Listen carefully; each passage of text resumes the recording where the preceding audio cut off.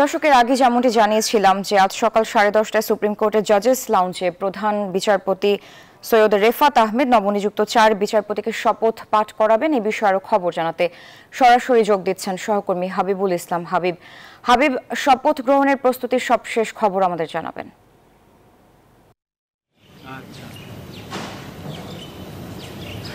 Sir, আপনাকে ধন্যবাদ। আপনি জানেন যে গতকাল 4 বিচারপতিকে নিয়োগ দেন রাষ্ট্রপতি শাহাবুদ্দিন এবং সেটি প্রজ্ঞাপন জারি হয় গতকালকে আইন মন্ত্রণালয় থেকে। আজকে মূলত কিছুক্ষণ 10:30টার সময় শপথ অনুষ্ঠান হওয়ার কথা রয়েছে।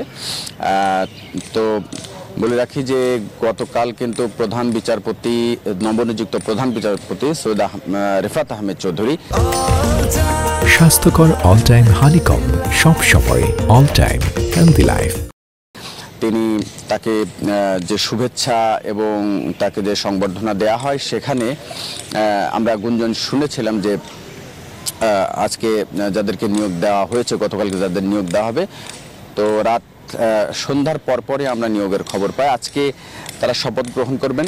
বলে রাখি যে এই যাদেরকে নিয়োগ দেওয়া হচ্ছে তাদেরকে কিন্তু প্রত্যেকেই হাইকোর্ট বিভাগের বিচারপতি ছিলেন এবং এমনকি প্রধান বিচারপতিকেও কিন্তু সরাসরি হাইকোর্ট বিভাগ থেকে নিয়ে প্রধান বিচারপতি করা হয়। আপনি জানেন যে ছাত্র জনতার আন্দোলনের মুখে এই সরকারের শেখ হাসিনা সরকারের পতনের পর আপিল বিভাগের যে 7 জন বিচারপতি ছিলেন তার ভিতরে 6 জনই পদত্যাগ করেন প্রধান বিচারপতি সহ।